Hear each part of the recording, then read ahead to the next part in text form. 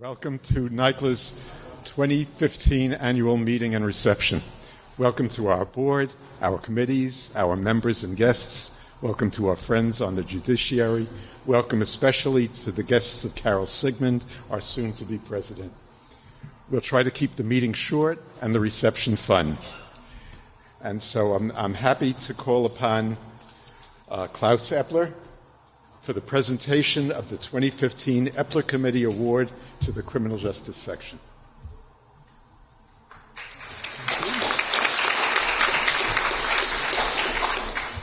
You know, NYCLA has been advocating for various things for over 100 years, most of them with respect to the justice system. But in the 40 or so years that I've been a member here, I would say that a large percentage of that advocacy has related to the criminal justice system. And I think we've been very influential in that area. And so the committee prize this year fits right in to that. It's a report with respect to the pending proposals to raise the age of juvenile jurisdiction. Got to say that 4 times fast. I'm not going to do that. There's to be a chair of the committee here, but I don't know where he is. There he is. Come on up.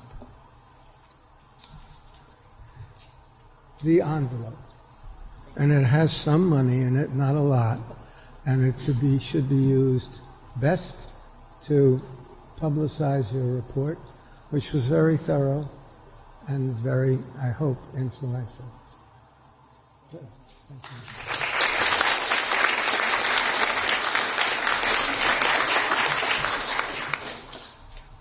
And now we have another former president, Jim Kobach, for the presentation of the 2015 Kobach Award to the Animal Law Committee. So we established this award a few years ago to honor the committee or sections that put on what we thought were the most innovative and interesting programs in any year. And we did that because when I was president, I realized how important committees and their work were to the association. So this year, the prize goes to our Animal Law Committee, which is a fairly new committee at NYCLA. I think it was actually established when I was president a few years ago, so I'm very happy and proud to see them flourishing. When I was president, there were some proposals about animal issues before the ABA, and having this committee was very helpful. They were able to fax me or email me comments, which got into the ABA reports, and NYCLA was able to take a major role there. So I'm very happy to give them this award, Kevin and Rachel. And to prove their innovativeness, they've even brought an animal along with them. So what's the dog's name? His name is Swizzle. It's Swizzle, and if you're on blood pressure medication, you might consider a therapy dog like Swizzle. It's been proven that it relaxes you. If you're depressed, don't raise your hand if you are. And your spouse is throwing you out, there's always Swizzle. Okay? So there he is. Okay. And next year our forum is going to be about service dogs and therapy dogs. And thank you again. Yeah, well, thank you. And here's, again, not much money, but I know you'll use it for good purposes. Thank you.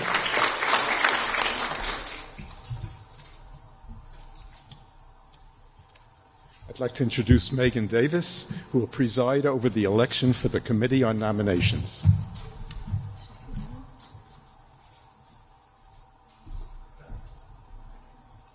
Thank you, Lou. Per Article 15, Section 1, the President of the Association has nominated the following to the Committee on Nominations for a term ending in 2018. Howard W. Burns, Jr., Catherine A. Christian, James B. Kobach, Jr., Stephen C. Lessard, and Susan B. Lindenauer. By my count, I see a quorum, so I will say that all those in favor of the slate, please say aye. Aye. Slate is unanimously approved. And now we have a financial report from our treasurer, Steve Lessard. Thank you, Luke. Good evening. I am pleased to report that the association's financial condition is good. The association and the foundation issue consolidated financial statements, which are audited annually by an independent accounting firm. The audit for the year ended December 31st, 2014, took place in March. The final audit report was delivered to the association May 1st, 2015. In a challenging financial climate for bar associations, the association succeeded in balancing its budget this year. We ended 2014 with net assets of approximately $11.1 million, which is a gain of about $19,000 over the net assets at the end of 2013. Revenues and investment gains were approximately $4.4 million, while expenses were $4.38 million, resulting in a surplus of about $20,000. The leadership of the association has been proactive and continues to be proactive in ensuring the association's financial health. In the unmodified opinion of our auditors, our financial statements present fairly and in all material respects the financial position of the association and foundation and the results of their activities and cash flows in accordance with accounting principles generally accepted in the United States. Copies of the audited financial statements are available in the foyer. And finally, it's been my honor to serve as your treasurer for the past 2 years. Thank you.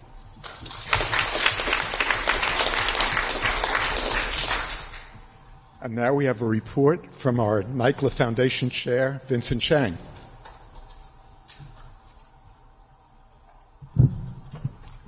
Well, the NYCLA Foundation had a strong year last year under the leadership of Foundation President Carol Sigmond, the Foundation's Executive Director Sophia Giannakopoulos, and NYCLA's Development Director Stephanie Rivers. As many of you know, the NYCLA Foundation raises funds and helps support NYCLA and its projects. In the past, it's helped fund the Criminal Justice Section's Public Service Fellowship, the Edith I. Spivak Fund for Women in Law and Society, the Tax Court Pro Bono Project, and the Harold Baer and Dr. Suzanne Baer Minority Judicial Internship Program. As most of you know, your dues cannot support the cost of the many vital functions that our Bar Association provides, and the Foundation helps to bridge that gap. In that regard, we wish to thank all of you who raised funds for the Foundation or donated to the Foundation. Many of you are in this room, and the Foundation depends on and greatly appreciates your continuing dedicated support. In 2014, the Foundation raised a total of approximately $69,000, including roughly $3,600 in dues checkoffs and approximately $66,000 for the 2015 fundraising campaign. Well, finally, NYCLA has good news for those of you who feel a void in your life left by the closing of so many casinos in Atlantic City. Next Thursday, on June 4th, NYCLA will host its first annual casino night, the proceeds of which will benefit the NYCLA Foundation.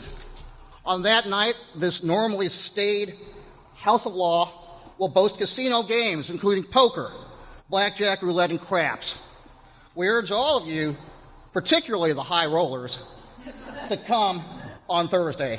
And we hope to see the non-high rollers as well. Thank you, Vince.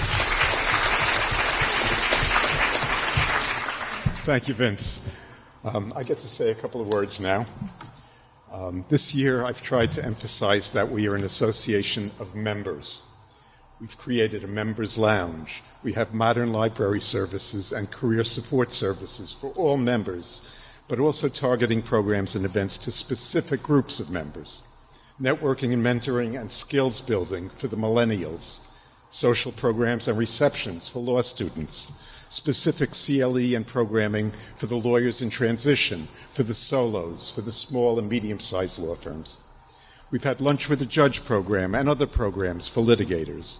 and we've gone to several of the large law firms and held programs for their new associates. We've celebrated the anniversary of the Civil Rights Act with Court of Appeals Justice Jenny Rivera and Law Day with Court of Appeals Justice Sheila Abdus Salam. We've once again received the New York State Bar Association Innovation Award. We've hosted events with the chief judges of the Southern and Eastern Districts and with the New York City and New York State courts. We've honored former Court of Appeals judge and NYCLA board member George Bundy Smith, former United States Attorney General Michael Mukasey, and current Attorney General Loretta Lynch. Former President George Bush sent us his video congratulations, and Supreme Court Justices Ginsburg and Sotomayor spoke at our annual meeting. Thank you, Bob Haig, and thank you, Sophia Giancopoulos. And speaking of Sophia, our executive director, she has one of the most difficult, challenging, demanding, time-pressured, tension-filled jobs in New York, and I've never once seen her ruffled. Sophia and Barry, Tony, Renee, Stephanie, Lois, and Dan, and the entire staff, thank you. And thank you to my family and my partners, associates, and staff. I'd like to make a personal reflection. I went into the year impressed by the association, and I'm coming out of it in awe of the people. To have so many people willing to work and volunteer for the benefit of our members, the public, and the justice system is staggering. What has made this year so rewarding is the opportunity for me to work with all of you. We have had hundreds of volunteers supporting our leadership teams. They supported Stuart Aaron and his committee members and Dan Jordan and the library staff as they've been modernizing our library. They supported in droves Dan Wigg and his committee and Tony Valente and her staff in devising and implementing fun and rewarding membership efforts. They supported Vince Chang and his public policy committee and Renee Frameth, our counsel, as they made sure that NYCLA's voice was heard in important matters concerning women and incarceration, restorative justice, sentencing, LGBT issues, gun control, and the uniform bar exam, to name just a few. They supported Mike McNamara and his programming committee, and Barry Chase and her staff as they developed interesting and excellent CLEs and other programs. Make sure to stop by here on June 11th as we present a conference on balancing security and privacy, with a special shout out to Mark Rosen for all of his work on the conference. They supported Megan Davis and her committee on committees as they worked on developing leadership structures and agenda advice for over 60 committees. They supported the extraordinary efforts of Steve Lessard and his finance committee and Gordon Eng and his audit committee. And in terms of other leaders' efforts, we want to make some special mentions. Leading the list is Carol Sigmond and the NYCLA Foundation and Stephanie Rivers and Carol's efforts regarding preserving our house and involvement with the American Bar Association. Also, thank yous to Lisa Cleary and her pro bono committee and Lois Davis as they shepherded and expanded our amazing pro bono efforts. Jim Kobach and his task force on auxiliary membership, and Jim and Judge McKay on their work for the Justice Center. Adrienne Koch and her communications committee, as they put in countless hours helping us determine where to go with our website. Scott Berman and his task force on non-dues revenue. Michael Miller and our delegates to the New York State Bar Association. And a personal thank you to Chet Kerr, who joined our executive committee and tirelessly served as a respected voice and as an advisor. And all of the committee chairs and committee members, the unsung heroes of NYCLA. We gratefully acknowledge their efforts.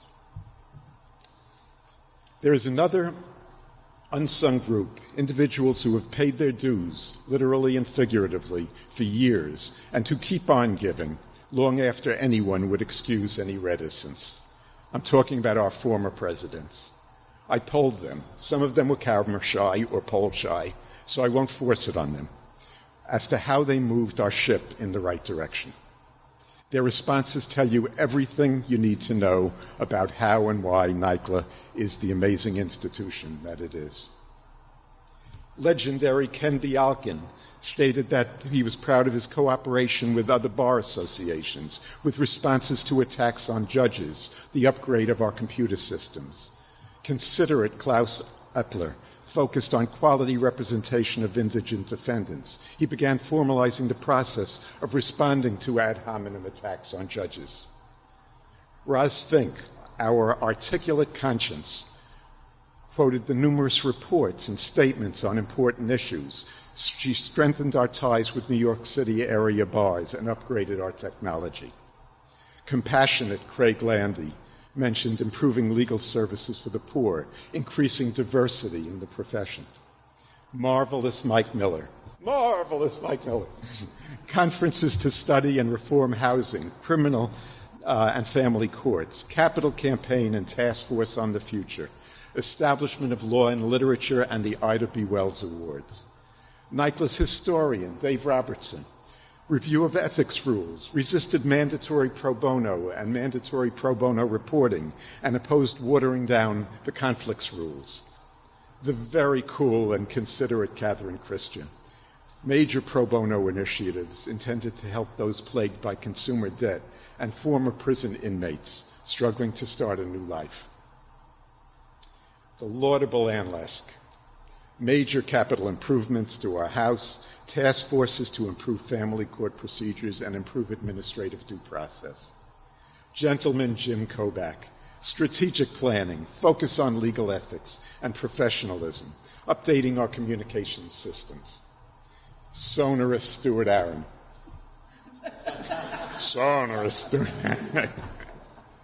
Spoke out regarding important issues of same-sex couples' rights, gun control, judicial independence, judicial budget cuts, use of social media. He brought music and song to NYCLA's events. Barbara Moses, our leader through the 40 years of the pro bono reporting wilderness. Barbara modernized our dues structure. She expanded pro bono programs, oversaw task forces on judicial budget cuts and mandatory pro bono reporting. And she continues to chair our Rapid Response Task Force. The common thread among all is NYCLA's welfare, the good of the public, the good of the justice system. When I said that what our president's have done, and are proud of, says all we need to know about NYCLA, that's the truth. NYCLA, the public, the judicial system. And we're just getting started. Carol, enthusiastic Carol, dedicated Carol, passionate Carol, gregarious Carol, all for NYCLA. Carol is raring to go. We'll hear all about her in a minute, but first we have to make it official. Mr. Aaron, may we have the report from the Committee on Nominations? Yes, thank you, Lou. So as chair of the NYCLA Committee on Nominations, I'd like to report, Mr. Tesser, that we met on January 22nd, 2015 and April 10th, 2015, of course pursuant to Article 11, Section 2 of the bylaws of the association, and we nominated the following persons for officers and directors of the association. First, as president, we nominated Carol Sigmond. President-elect Mike McNamara, Vice President Steve Lassard on this side, and Megan Davis as secretary. Next, we nominated the following for the members of the board of directors. Sorry, thank you. I skipped treasurer, Vince Chang in the front row. Thank you for mentioning that, otherwise he wouldn't properly be serving in office.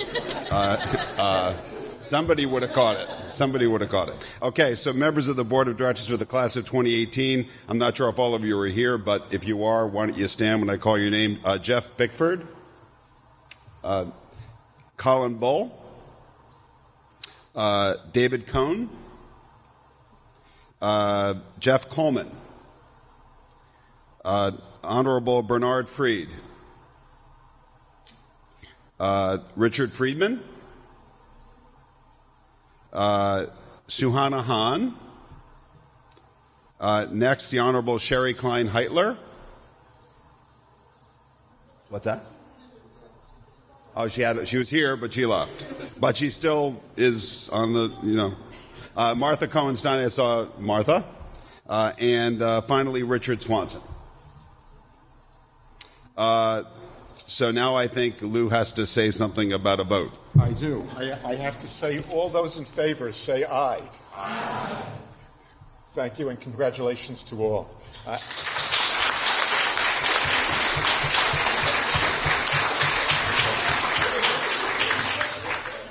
Alan Kahn is not here. Are you, Alan? Okay. Dave? Yeah. Come on up and do your job.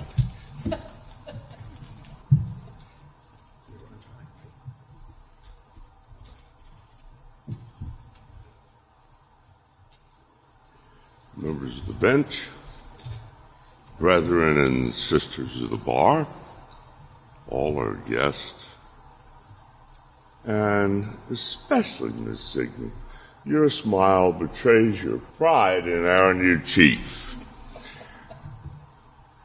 And Lou, thank you. Congratulations on becoming a member of our little club of past presidents. We only admit one member at a time, and it's the only place in town where you're guaranteed a warm smile and an understanding nod when you're tempted to say, as you look off into space, well, I remember when. In a few moments, Carol Sigmond will address you as our new president. She does not come as a stranger to this place. You know her. She knows you. She's well prepared for her new responsibilities. She was our treasurer, our vice president, and our president-elect. 10 years ago, she was a part of that small group of leaders who met each month and scrutinized the state's adoption of the modern rules of ethics. She was the principal overseer of the project to stabilize and modernize this building. She chaired a committee, she sat on our board of directors, and she was part of our executive committee.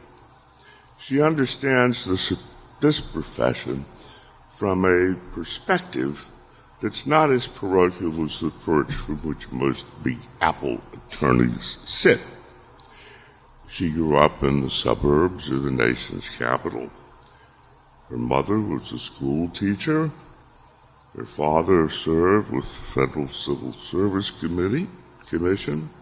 He was a chess master who wrote a regular column for a national magazine.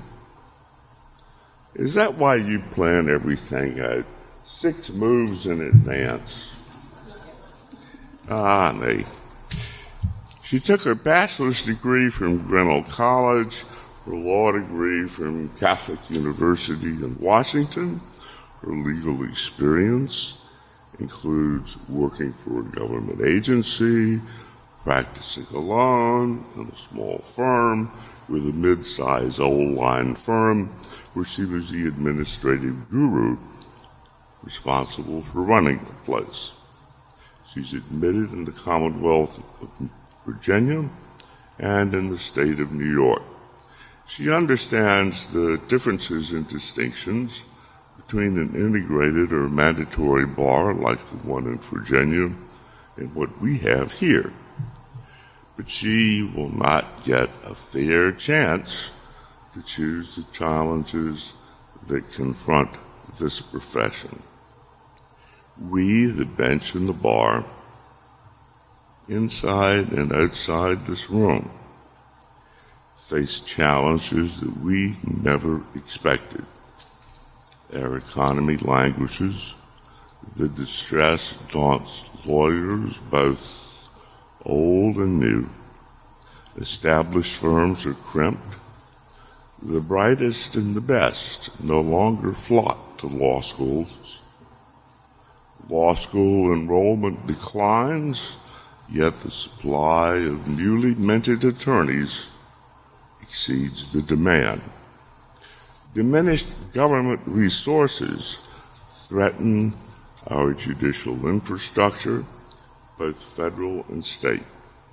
Lawyers in this city and in the Empire State especially feel these pressures.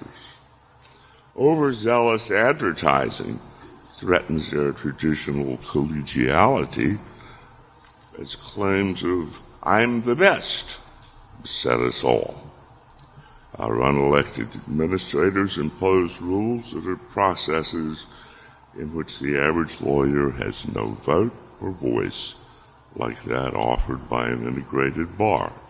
Government regulations and administrative fiat are replacing the statutes and ordinances of elected bodies. The rule of law is becoming the rule of rules spewed by unelected bureaucrats. Media-fueled cynicism hammers at all institutions of our society. Increasingly, our judiciary finds its members in the cross-sight of some tabloid journalist looking for an easy target who won't push back. Challenge is nothing new to this institution. It was conceived and founded in the panic of 1907 when the banks closed and when the mass transit system fell into receivership. It weathered 2 world wars, the Great Depression. This building is a landmark. During the Cold War, its sub-basement was full of canned water and graham crackers until 2005. Not one window broke when the World Trade Center fell 14 years ago. This building is a limestone and marble metaphor for the county lawyers' resistance. I know that our new leader has the courage and the determination to lead us to face our new challenges. Now more than ever is the time to hear her call for action. I now present the President of the New York County Lawyers Association, Carol Sigmond.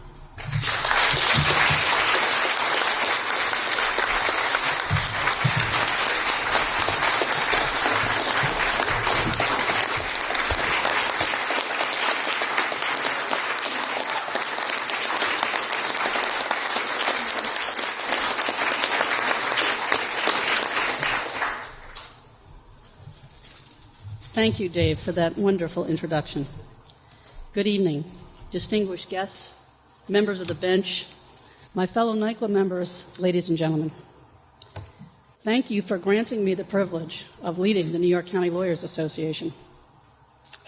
Tonight, as we celebrate NYCLA's 106th annual meeting, we take time to consider our place as lawyers in society and the future of both our profession and our beloved Bar Association. As lawyers, we play a central role in every aspect of our society. U.S. District Court Judge Edwin Weinfeld put it succinctly when he said, "The simple fact is, the history of liberty is the history of law." And in the United States, where the rule of law is paramount, Americans have basically entrusted the role of preserving liberty to lawyers. It's lawyers who brought the great actions that advanced the rights of criminal defendants, lawyers who brought the proceedings that advanced the cause of human rights and civil liberties, and it's lawyers who have served as a check on the police and correction systems. And today, it is lawyers who are resisting the government's intrusive wiretapping. And I join Lou in inviting you to Michael McNamara's program on June 11th, when we will be holding a forum on balancing privacy and security. Our Civil Rights Committee, led by Sam Cohen and Elliot Dobie Shields, is preparing a report to the ABA asking the government to respect the attorney-client privilege in prisoner emails. So as lawyers, we have much of which to be proud, but we have concerns. There are polls that suggest that bankers are more ethical than lawyers. Bankers? Really? Bankers? More ethical than lawyers? Really? And as a profession, we are confronting significant disruption not only due to the economic climate, but because of what technology is doing to the practice of law, the way we work, and the way we relate to one another as lawyers. NYCLA, as an inclusive bar association, is uniquely positioned to promote the positive attributes of lawyers and to confront our challenges. We were founded in 1908 on the simple premise that we're lawyers all day, every day, or to borrow the modern lingo, we're on 24/7.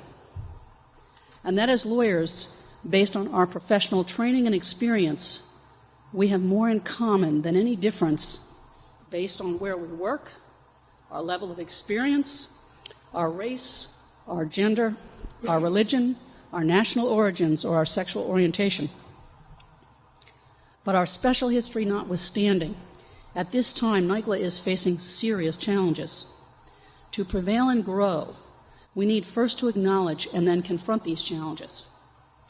And the challenges seem to be twofold: maintaining public respect for lawyers and a justice system, and confronting the disruption associated with technology. And so to meet these challenges, first, we're going to look hard at a long-standing problem in maintaining respect for the justice system, namely something called zero-tolerance enforcement of minor offenses, either as policing for profit or as a form of bias against the poor. In part, this is a twofold problem: a criminal justice issue and an administrative law issue. In the New York criminal courts here in New York County, recent reforms are being monitored closely by Jonathan Pressman of Haynes and Boone and his task force on indigent defense, as well as the criminal justice section. But we remain concerned with the disproportionate adverse impacts of the criminal justice system and contact with that system on indigent youths. This is a phenomenon which must be eliminated. We cannot be a society of two justice systems, one for the affluent that works and one for the indigent that's oppressive. As to the administrative adjudicatory system, NYCLA has been studying this problem for 10 years. This is in part due to a recognition that administrative law is now a very large part of our legal system. Indeed, as Dave pointed out, we live in an era of administrative law unlike any in our history. Our study and reporting on the administrative justice area will be performed by a new task force to be led by Susan Lindenauer, former General Counsel for the Legal Aid Society, and the Honorable Margaret Finnerty of Getnick and Getnick. NYCLA has been and will continue to call for centralizing adjudicatory proceedings at the Office of Administrative Trials and Hearings, and for substantive and procedural due process changes that will provide basic due process protections in all administrative law adjudications.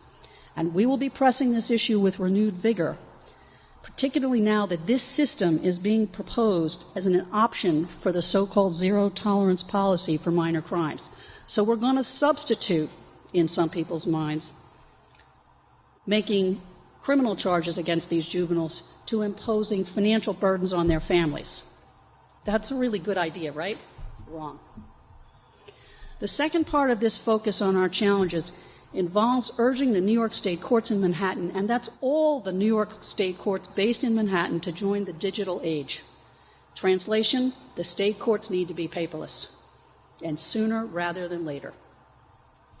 Paper practices are delaying the work of courts and lawyers. For example, did you know it takes up to 6 months to get a judgment entered in order to process all the paper? The civil courts are so choked with paper that they are unable to accept 325D cases from the Supreme Court. So now the Supreme Court is being choked with small cases. Our effort to urge the courts in New York County to go paperless will be led by Tom Finney and Craig Kesh, the co-chairs of the Supreme Court Committee, and will involve all of the court committees: family court, matrimonial, civil practice section, the criminal justice section, as well as the Supreme Court Committee. And I invite OCA, the clerk's office, and the judges in all the affected courts to participate in meetings and forums to address these practical issues related to transitioning from paper to digital medium. This is 2015, and the time has come to abandon paper and to abandon all that paper entails, including mass cattle calls for motions and conferences, as well as 6-month waits for judgments. The state courts based in New York County, all the state courts, the Supreme Court, the Family Court, the Criminal Courts, the Housing Court, and the Civil Court, must be a model of efficiency. I would like to take a moment and acknowledge the current anti-corruption campaign being conducted by Pete Bahara, U.S. Attorney for the Southern District of New York. Sadly, lawyers are among those being charged with crimes based on this investigation. As a result, we as a profession will unfairly be taking some damage to our reputations based on the actions of a few, and that is regardless of the outcome of these various trials yet to come. Some, particularly in the media, have used and may continue to use this investigation to launch unwarranted attacks on the judges in the New York State Supreme Court. Attacks based on guilt by association and other similarly discredited tactics are inappropriate.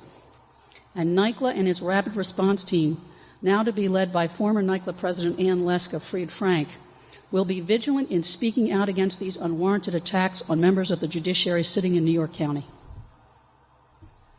Mr. Bahara's investigation also raises issues about the conduct of lawyers in various capacities. Over the next few months, led by former President Michael Miller, yes, the Michael Miller, and our Secretary Megan Davis, we will be conducting programs to address ethical issues for government and NGO counsel that have surfaced as a result of this investigation and other recent events. Internally, the board of directors and officers will be spending this next year on M&Ms, and I don't mean eating them. I mean dealing with membership and money, the two big issues in the bar world. We must be more responsive to the needs of our members, and we must do so mindful of our limited economic circumstances in these difficult economic times. Cutting to the chase, NYCLA, too, is moving to embrace the paperless digital world. And I would like to take a moment to say thank you to our 60th president, Lou Tesser. Thank you, Lou, for your fresh approach in leading the association, and on behalf of the entire association, we thank you.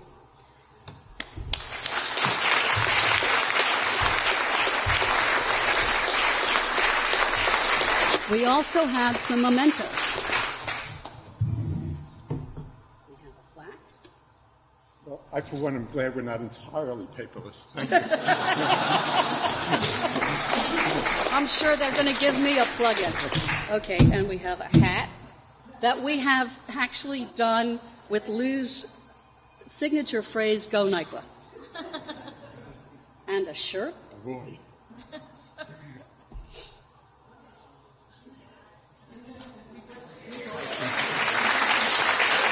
Go NYCLA. And a cup and a pen. Oh, and a bag to carry it all in. Wow. Thank you, Carol. You're welcome. No volunteer could hope to practice law and lead an association with thousands of members that provides many CLE programs, public forums, and other events without a first-class staff. And NYCLA happily has just that. Presidents of NYCLA come and go, skimming across the surface. But our incomparable executive director, Sophia Giannakopoulos, manages to keep us all on track and keep us from sinking. Sophia, we are all grateful to you and your entire team. Thank you.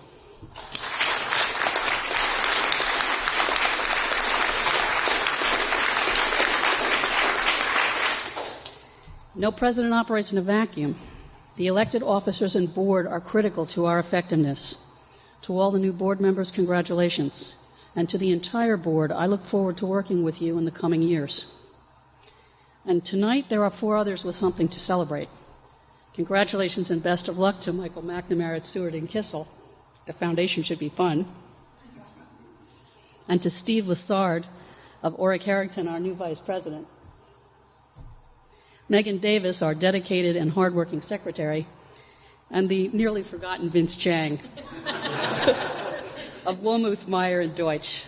Yes, our new treasurer. I'm afraid, Vince, that could be a joke for a while. Sorry about that. Thank you all for coming. Thank you for all you do for NYCLA and the profession, and I hope to see you over the coming years at many NYCLA events. Sophia has treats across the way if I can have a motion to adjourn. So Is there a second? All in favor? We're adjourned.